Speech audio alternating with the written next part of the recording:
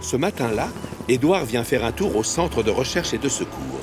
Harold est déjà au travail. Il est allé chercher un mouton qui s'était perdu sur la colline. Oh, waouh, bravo Harold! Je trouve que tu es un vrai héros! Je ne fais que mon travail et je suis là pour ça. Tu ferais pareil à ma place, non? C'est sûr, j'aimerais bien être un héros, mais ça m'étonnerait beaucoup que je sois capable d'en être un, hélas. Édouard préfère arrêter là la discussion.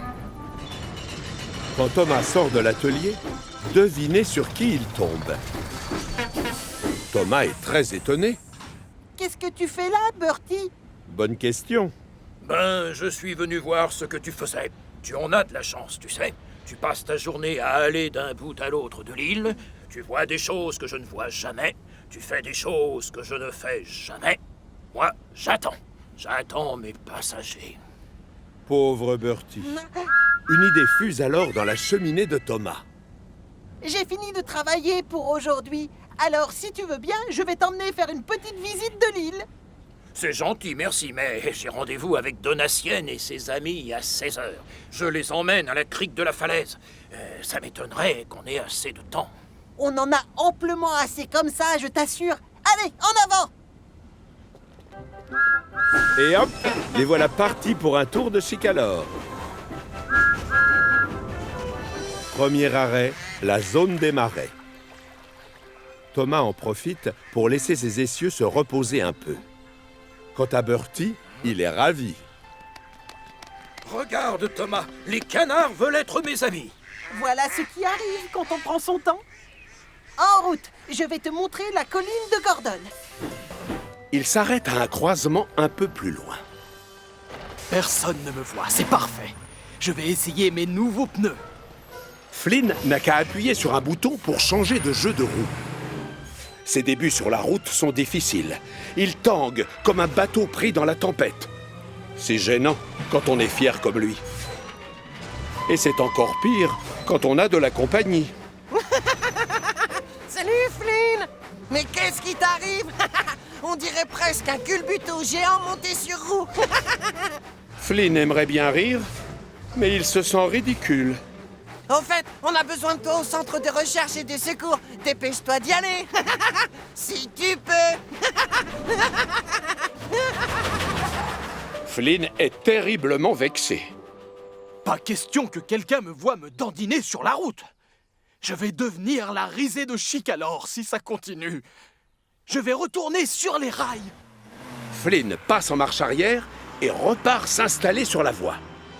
Au centre de recherche et de secours, Harold accepte tout de suite de les aider. Thomas repart à fond les wagons. Et il repasse encore une fois devant Donatienne. Thomas! Qu'est-ce que tu as fait de mon autobus? Il est sur l'île de Brume, madame. Moi, j'adore cette île magique. Une idée traverse alors la chaudière de Thomas. Au fait, et si je vous emmenais là-bas? Bertie serait ravi de vous voir. Donatienne réfléchit, puis elle sourit. Oui, bien sûr, merci. Ça va beaucoup me plaire. La vieille dame et ses amis grimpent alors dans la cabine du conducteur. Puis Thomas redémarre et file à toute vapeur vers la gare des bûcherons. Harold est déjà arrivé. Donatienne s'agrippe à son chapeau pour l'empêcher de s'envoler, mais toute cette agitation l'amuse énormément. Bonjour, mon chéri. Oh, quelle aventure étonnante. Bertie, tu vas bientôt être sauvé. Bertie est soulagé. Merci, madame! C'est Thomas qui prend les choses en main. Tu es prêt là-haut? On peut commencer, oui. Vas-y!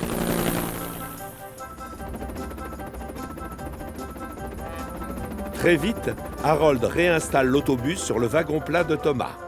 Il me vient une idée. Ça vous dirait si je vous emmenais faire un tour avec Bertie? Et comment? Oh oui, avec plaisir. Tenez bien vos chapeaux. On se dépêche, mon grand. Oui. Allez, on embarque! Finalement, la visite se passe merveilleusement bien. Bertie a retrouvé le sourire. Donatienne aussi.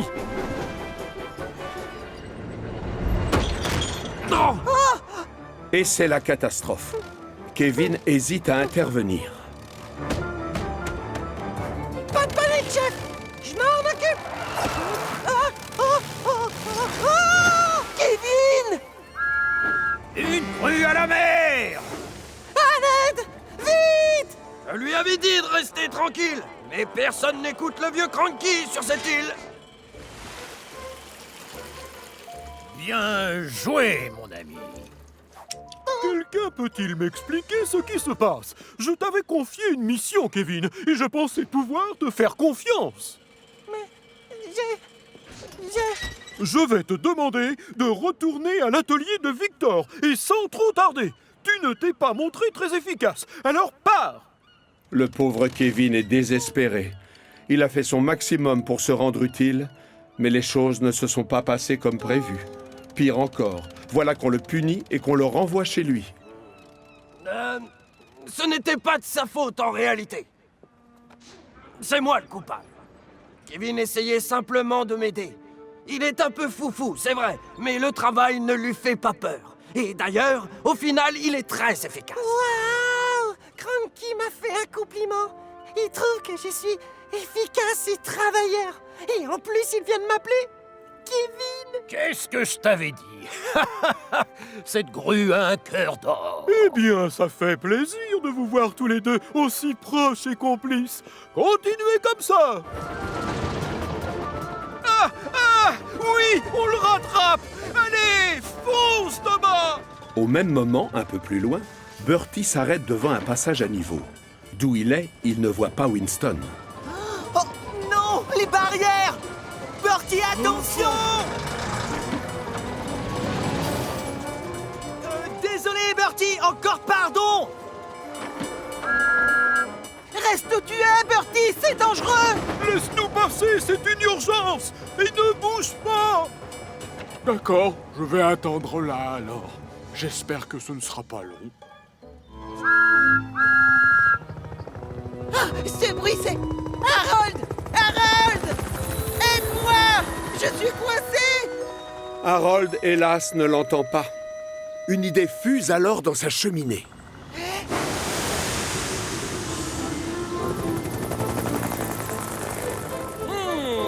C'est quoi?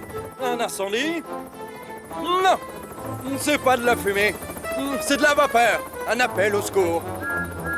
Oui, c'est ça. On dirait Thomas.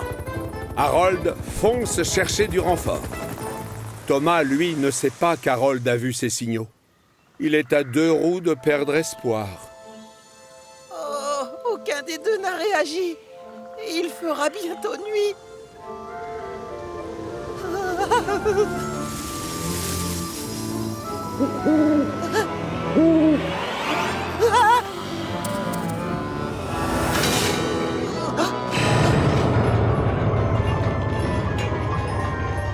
Oh non! Qui va là? Coucou, Thomas. Besoin d'aide? Tu m'as l'air d'être un petit peu coincé. Thomas, je serais curieux de savoir ce que tu fais là. En fait, j'essayais juste d'aider, monsieur. J'avais envie de... Oh,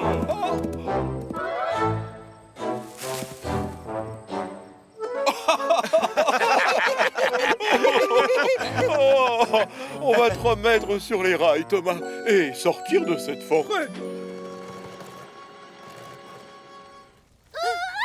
Flynn est là! Le super combattant du feu est arrivé. Leur accueil lui va droit au cœur. Ses roues s'arrêtent aussitôt de trembler.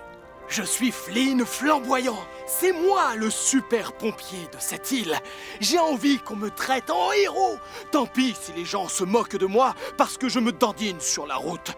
J'ai un incendie à éteindre. Chef, c'est bon, j'arrive. Flynn fait rugir son moteur et va sur la route. Il a des roues qui tremblent, mais il n'y fait pas attention. Le super pompier passe à l'action et c'est tout ce qui compte. Faites de la place pour Flynn! Flynn dirige ses canons à incendie vers les flammes.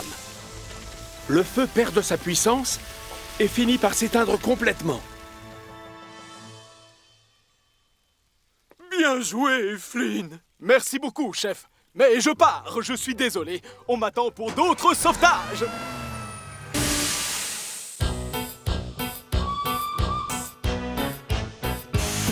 1, 2, 3, 4, 5, 6, 7, 8